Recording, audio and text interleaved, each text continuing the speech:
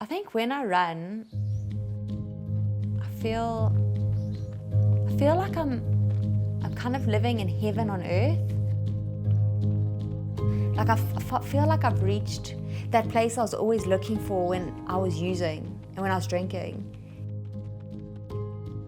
I was always trying to find that place that made me feel at peace and give me serenity. And when I run, I get that. So my name is Jo, and I'm an alcoholic. No, I'm joking. I'm so used to saying that at a meeting. So yeah, okay, I'll start again. So my real name's Ioana, which actually means God's gift of grace. My dad named me after my grandmother. It's quite hard to point out where it started. When I was 5, I had a dream. In my dream was my father and my cousin carrying a coffin. They put the coffin in the ground and there was a headstone and it said Ioana Eleftherio, 1988 to 2018. The following year I had the same dream and I almost had it every year. As I got older, I just thought, okay, well, I'm gonna die when I'm 30. At the age of 7, I was sexually abused. I think it happens to a lot of kids.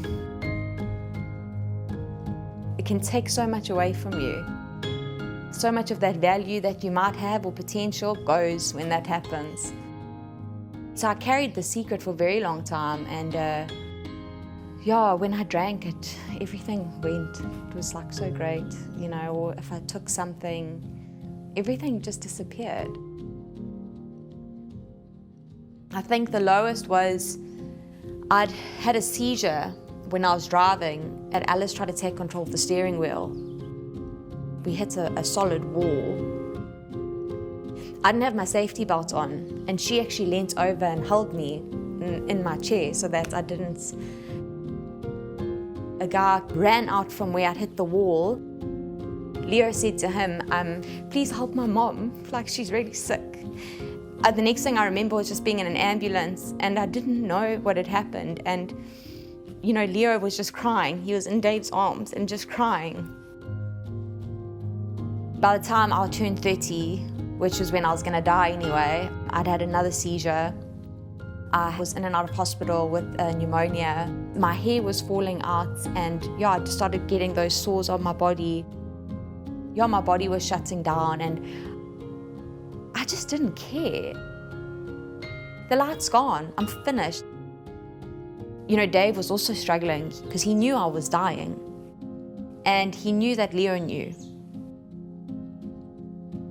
His friends suggested that we speak to someone that he works for who's in recovery. Dave and I went and saw Andre. And I remember sitting in front of him and just crying, like just sobbing. Andre turned around and he looked at me and he said to me, "You're gonna do great things one day." And I thought, like, is this guy still on drugs? He said it to me and he looked at me and he meant it. And for the first time in years, I felt like maybe there is something left. That was kind of the start of a really wonderful journey. Well, the start of my life.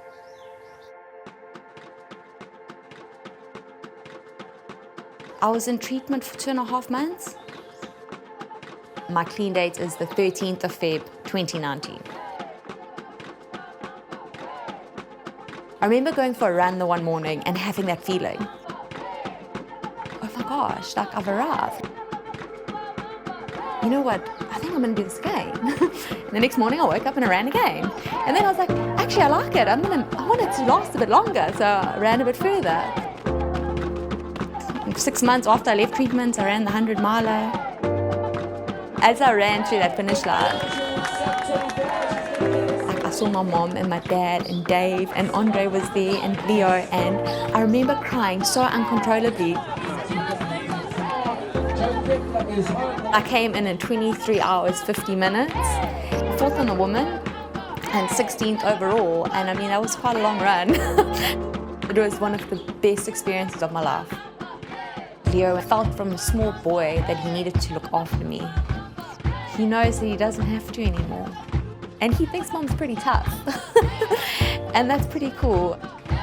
I can be someone that he looks up to now, not someone that he's got to fear, like what state is she gonna be in when I go to the bedroom? Now he knows that like she's gonna be running.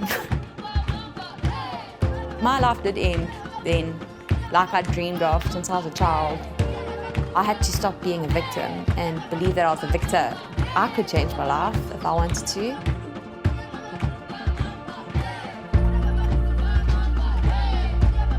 What are you going to do about what you've been through? I really want to choose to use it for good.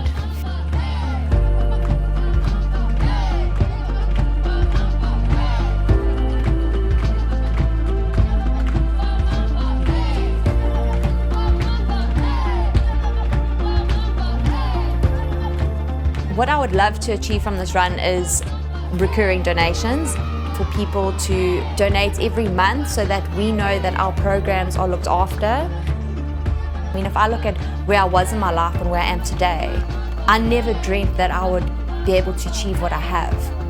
I never knew I had the potential. It took someone else to give me just a little bit of hope to change that. It's a gift. And it comes back to hopefully giving a child that and saying, you know what, you can do great things.